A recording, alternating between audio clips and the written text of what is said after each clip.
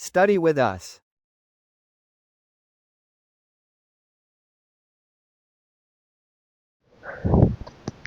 स्वागत है दोस्तों आपका हमारे YouTube channel study with us में। आज का हमारा टॉपिक है सार्क। तो चलिए शुरू करते हैं और देखते हैं सार्क की कंट्रीज काम और इम्पोर्टेंस। सार्क जैसे कि नाम से पता चला, इसका नाम है south Asian association for regional cooperation, जिसे हम हिंदी में कहते हैं दक्षिण एशियाई क्षेत्रीय सहयोग संगठन। यह दक्षिण एशिया के 8 देशों का एक आर्थिक राजनीतिक संगठन है, जिसकी स्थापना 1985 में हुई थी। इसका उद्देश्य सदस्य देशों के बीच आर्थिक, सामाजिक, सांस्कृतिक सहयोग को बढ़ावा देना और सामूहिक आत्मनिर्भरता हासिल करना है।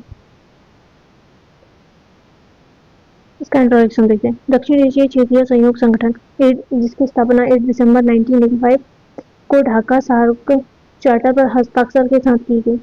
दक्षिण एशियाई क्षेत्रीय सहयोग का विचार सर्वप्रथम 1980 में सामने आया था, पर ऐसा नहीं था कि अचानक से 1980 में आ गया था। जब जो दक्षिण एशिया के देश हैं वो देख रहे थे कि यूरोप, अदर जो डेवलप्ड कंट्रीज हैं उनमें भी कई सारे संगठन हैं जो आगे चलकर बहुत अच्छे काम कर रहे हैं। तो दक्षिण एशिया के देशों को भी इससे प्रेरणा मिली और उन्होंने भी सोचा कि हमारे अंदर भी इतनी पोटेंशियल है कि हम भी कोई संगठन बना सकते हैं और मिलजुल कर कार्य कर सकते हैं। तो इसकी शुरुआत वैसे तो 1947 में नई दिल्ली में एशियाई संबंध सम्मेलन से ही आरंभ हो गया था। तत्पश्चात फिलीपींस में बारगोई सम्मेलन 1950 एवं 1954 में कोलंबिया सम्मेलन में इस प्रक्रिया को पुनः विचार विमर्श हुआ। पर इसके बाद जब बांग्लादेश आज़ाद हुआ 1971 में, और बांग्लादेश के जो प्रधानमंत्री थे जिया उर रहमान, उनका इसमें बहुत ज़्यादा योगदान देखने को मिलता है हमें। उनकी कोशिशों के बाद में इसका कार्य और अधिक तेजी से होने लगा और 1980 और 85 में इसके बनने की जो प्रक्रिया थी वो और अधिक तेज हो गई।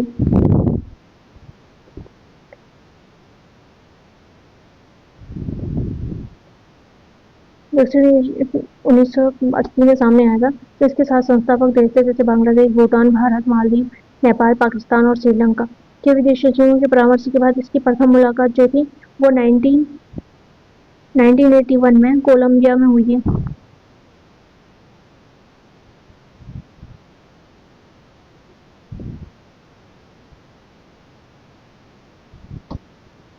अफगानिस्तान इसका सदस्य 2005 में बना था। 2005 और कहीं कहीं पर आपको 2007 में देखने को मिलेगा, इसमें आपको कंफ्यूज नहीं होना। यहाँ हम बताते हैं आपको 2005 में जो हुआ था ये भारत की हेल्प से इसमें सार्क में एंट्री कराई गई थी, पर इसकी एंट्री तो 2005 में हो गई थी, पर पूरी तरीके से इसकी एंट्री जो हुई थी वो 2007 में हुई थी। इसलिए हमें कहीं पर 2005 और कहीं पर हमें 2007 में देखने को मिलता है। तो अब देख लीजिएगा, 14वें जो वार्षिक सम्मेलन हुआ था वार्षिक शिखर सम्मेलन हुआ था, उसके बाद ऐड हुआ, या कहीं कहीं आपको देखने को मिलेगा 13 जो 13वां शिखर सम्मेलन हुआ था उसके बाद इसमें ऐड हुआ था। सदस्य देशों का मुख्यालय एवं सचिवालय काठमांडू, नेपाल में अवस्थित है। आपको ये बात भी ध्यान देनी है कि इसकी जो स्थापना हुई थी वो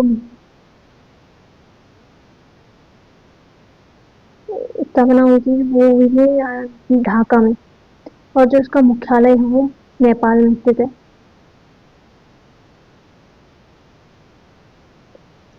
सिद्धांत सार्क के फ्रेमवर्क के सहयोग सिद्धांत पर आधारित होगा। संप्रभुता, समानता, क्षेत्रीय अखंडता, राजनीतिक स्वतंत्रता, अन्य राज्यों के आंतरिक मामलों में गहन हस्तक्षेप व परस्पर लाभ के सिद्धांतों का सम्मान करना। इस प्रकार का क्षेत्रीय सहयोग अन्य द्विपक्षीय एवं बहुपक्षीय सहयोग का विकल्प न होकर इनका पूरक होगा। ऐसे क्षेत्रीय सहयोग अन्य द्विपक्षीय एवं बहुपक्षीय दायित्वों के साथ असंगत होगा। नहीं होगा। अब इसके मेंबर्स देखते हैं हम कौन कौन से हैं करके। इसके जो संस्थापक देश में थे वो था भूटान, मालदीव, पाकिस्तान, बांग्लादेश, इंडिया, नेपाल, श्रीलंका और अफगानिस्तान इसमें बाद में ऐड हुए हैं। और इसके कुछ ऑब्जर्वर देश भी हैं, जैसे कि आप यहाँ पे देख सकते हैं पर्यवेक्षक, जिसे हम ऑब्जर्वर देश बोलते हैं। उसमें है चीन, यूरोपियन संघ, Iran, Korea, Australia, Japan, Mauritius, Myanmar, संयुक्त राज्य अमेरिका, ये सारे इसके ऑब्जर्वर देश हैं। इस संगठन का कार्य क्षेत्र देखें, मानव संसाधन विकास एवं पर्यटन को बढ़ावा देना इसका कार्य है। कृषि एवं ग्रामीण विकास, पर्यावरण, प्राकृतिक आपदा, बायोटेक्नोलॉजी, इस सब में जो हमारे विकसित देश हैं उनके समान ही चीजें, मतलब प्राकृतिक आपदा, बायोटेक्नोलॉजी वगैरह का विकसित करना, आर्थिक व्यापार एवं वित्त, सामाजिक मुद्दे, सूचना एवं गरीबी उन्मूलन, ऊर्जा, परिवहन एवं विज्ञान प्रौद्योगिकी, शिक्षा, सुरक्षा एवं अन्य संस्कृति इसके कार्य क्षेत्र हैं। सार्क का उद्देश्य, इसका उद्देश्य दक्षिण एशिया के लोगों का कल्याण करना और उनके जीवन को गुणवत्तापूर्ण बनाना।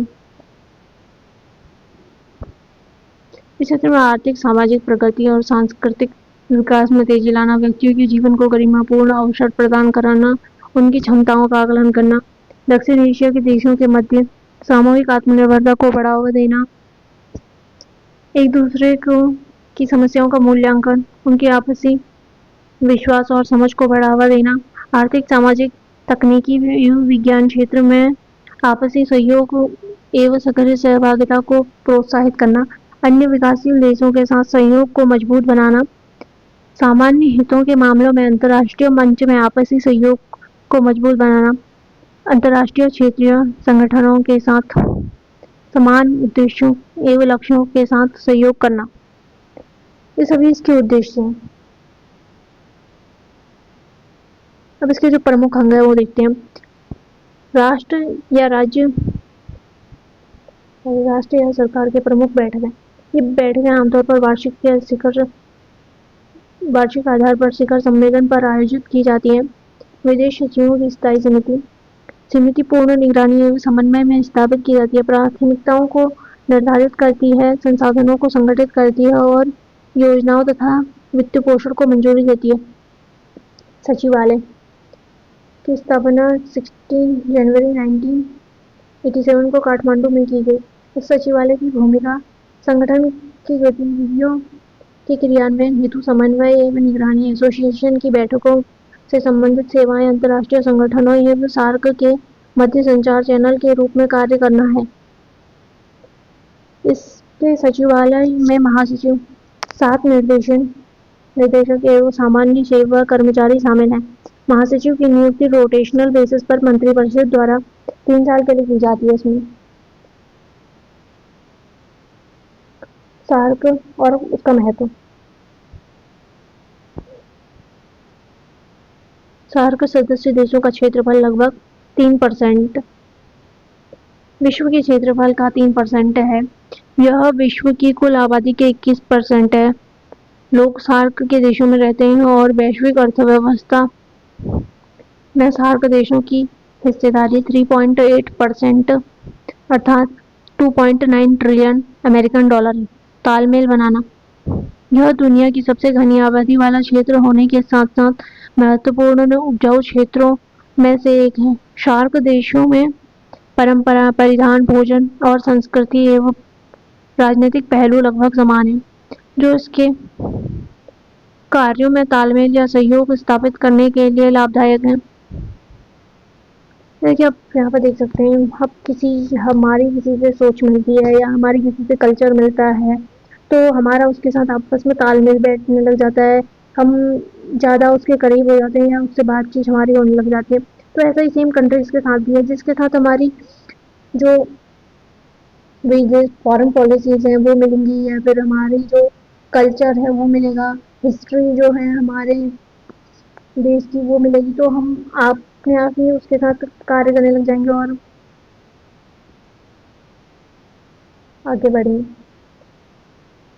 समान समाधान, सार्क के सदस्य देशों में समान समस्याएं और मुद्दे विद्यमान हैं, जैसे गरीबी, कुपोषण, प्राकृतिक आपदाएं, आंतरिक संघर्ष, औद्योगिक एवं तकनीकी पिछड़ापन, निम्न जीडीपी एवं निम्न सामाजिक आर्थिक स्थिति, अतः विकास के सामान्य क्षेत्र का निर्माण कर तथा विकास प्रक्रिया में आने वाली समस्याओं का समाधान करके वे अपने जीवन स्तर को ऊपर उठा सकते हैं। एक चीज और है जो इसमें इसके समान समाधान है।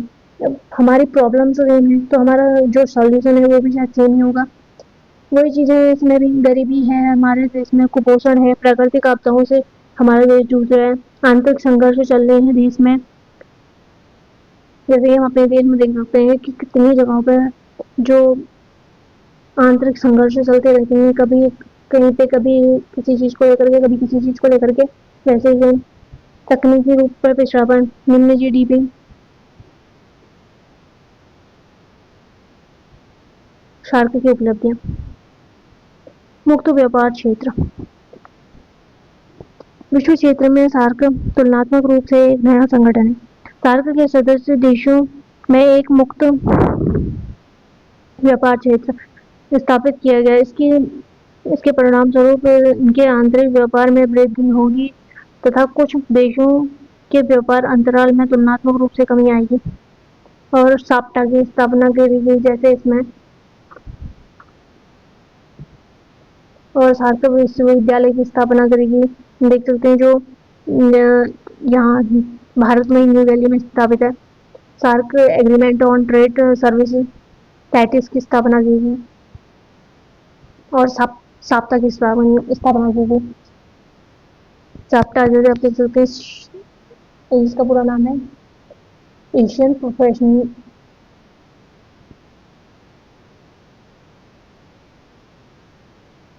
प्रेफरेंशियल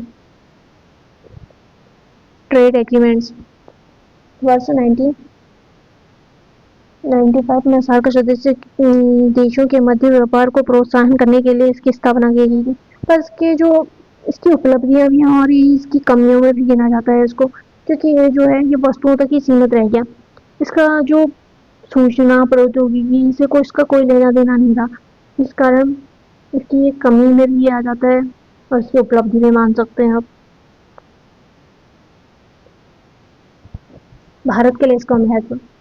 पहले पड़ोसी देशों के समवर्ती पड़ोसियों की प्रमुखता। आप देख सकते हैं आपके जो देश है जहाँ पर आप रह रहे हो या जहाँ पे आप अपने पड़ोस में भी देख सकते हैं जो आपके आसपास लोग हैं, अगर आपकी उनके साथ बनती है तो आप एक शांतिपूर्ण जीवन जी सकते हैं। पर अगर आपकी उनके साथ नहीं बनती है, किसी चीज को लेकर के कॉन्फ्लिक्ट चलते रहते हैं बार बार, तो आप शांतिपूर्ण तरीके से नहीं रह सकते। अब इसमें जो भारत है, भारत के आसपास के जो सारे देश हैं इसमें जुड़े हुए हैं सार्क पे, तो इनमें एक आपसी सहमति बनी रहेगी और आपके लिए कोई डर का माहौल भी नहीं रहेगा। महत्व। यह विकास प्रक्रिया एवं आर्थिक सहयोग में नेपाल, भूटान, मालदीव एवं श्रीलंका को आकर्षित करके चीन के one belt and one road कार्यक्रम का विरोध कर सकता है। इसको आप कहते हैं हम इसे इनका वन बेल्ट वन रोड कार्यक्रम, जिसे आप OBOR के नाम से भी जानते हैं। इसका कार्य जो चीन है वो वन बेल्ट वन रोड के द्वारा प्रायोजित योजना है, जिसमें पुराने सिल्क रोड के आधार पर एशिया, अफ्रीका और यूरोपीय देशों को सड़क और रेल मार्गों से जोड़ा जाना है। इस कार्यक्रम का हम विरोध कर सकते हैं। क्षेत्रीय स्तर का सार्क इन क्षेत्रों के बीच आपसी विश्वास और शांति स्थापित करके सहयोग कर सकता है। वैश्विक नेतृत्व की भूमिका। यह भारत को अतिरिक्त जिम्मेदारी लेकर क्षेत्र में अपने नेतृत्व को प्रदर्शित करने के लिए एक मंच प्रदान करता है। जैसे आप देख सकते हैं कि जो सार्क में देश है, भारत इसमें सबसे बड़ा देश है, सिर्फ GDP के हिसाब से भी और पॉपुलेशन के हिसाब से भी, और भी बहुत सारी चीजें जो अदर कंट्रीज के अलावा भारत के पास है। वो अतिरिक्त जिम्मेदारी लेकर के अपना एक प्रदर्शन दिखा सकता था, अपने आप को, मतलब, और जो देश इसमें ऐड है उनको विश्वास दिला करके आगे बढ़ सकता था। और जो दक्षिण एशिया के देश हैं उनमें एक अच्छे देश की भूमिका निभा सकता था। पर भारत हमेशा से इसमें से बचते आ रहा है, उसने कभी भी इसका नेतृत्व करने की इतनी ज़्यादा कोशिश की नहीं। भारत की एक्ट ईस्ट पॉलिसी के लिए गेम चेंजर हो सकता है। दक्षिण एशियाई अर्थव्यवस्था को दक्षिण पूर्व एशिया के साथ लिंक करके मुख्य रूप से क्षेत्र में भारत के लिए आर्थिक एकीकरण और समृद्धि को आगे लाया जा सकता है।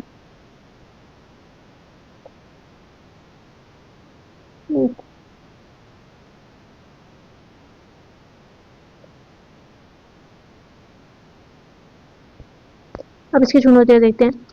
इसमें बैठकों की कमी रही। अब इस देश की स्थापना जो थी 1985 में हुई थी और उसकी जो 1985 और तब से अभी तक का इसमें 18 ही बैठकें हुई हैं। इसके बाद से इसमें कोई बैठकें नहीं हुई और पहले भी इसमें बहुत ज़्यादा बैठकों की कमी देखने को मिली है। 2014 के बाद से तो इसमें कोई बैठकें ही नहीं हुई हैं। साप्टा की कमियां। साप्टा जो है एक ट्रेड एग्रीमेंट है, बस वो वस्तुओं तक ही सीमित रह गया था, उसने और चीज़ों पे ध्यान नहीं दिया, जिस कारण से यह भी इसकी कमी है। और सबसे बड़ी कमी है इसकी भारत और पाकिस्तान संबंध। भारत पाकिस्तान संबंध इसका जो चार्टर है उसके हिसाब से अगर इसमें सभी देशों की सहमति जरूरी है। अगर कोई भी देश इसमें नामंजूरी देता है तो आप कोई कार्य नहीं कर सकते, जिस कारण से इसमें बहुत ज़्यादा दिक्कतें आ रही हैं। क्योंकि भारत कोई भी अगर पॉलिसी लाता है तो उसमें पाकिस्तान नामंजूरी देता है। इसकी जो 18वीं बैठक हुई थी जो 2014 में हुई, वो हुई थी देख सकते हैं आप, वो हुई थी नेपाल में। और ये जो बैठकें होती हैं ये रोटेशनल अल्फ़ाबेटिकल ऑर्डर में होती हैं। तो इसके बाद नेपाल के बाद होनी थी इसको पाकिस्तान में।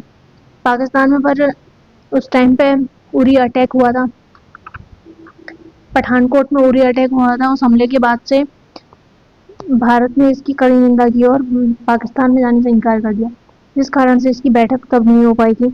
और इसके बाद इसकी बैठक होने में बैठकें नहीं हो पा रही हैं। इसकी चुनौतियाँ और भी कई सारी हैं, जैसे कि आप देख सकते हैं आतंकवाद, चीन भी इसका एक फैक्टर है, राजनीतिक अस्थिरता हमने श्रीलंका पे देखा। उसके बाद पाकिस्तान में भी कई बार कोई भी सरकार अपना जो कार्यकाल है वो कभी भी पूरा नहीं कर पाती है, वहाँ पे भी तख्ता पलट हो जाता है। अब हमने आजकल भी नेपाल में हम देख रहे हैं, वहाँ पे भी कैसे सरकार का विरोध किया गया। और इसका सार्क जो चार्टर है वो भी इसकी एक चुनौती में ही बना हुआ है कि जो एक प्रॉब्लम क्रिएट कर रहे हैं, क्योंकि कोई भी देश में आगे नहीं बढ़ पाता। भारत और चीन अगर कुछ भी करना चाहते तो वो दोनों एक दूसरे के प्रतिद्वंदी बन जाते हैं।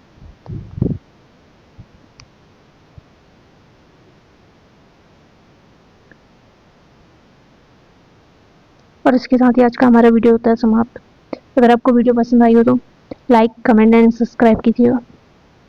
और आपके लिए क्वेश्चन कि आपको बताना है कि इसकी जो भारत में बैठकें हुई हैं अभी तक का कब हुई हैं, और इसके जो महासचिव रहे हैं वो भारत से अभी तक का कौन कौन रहे हैं।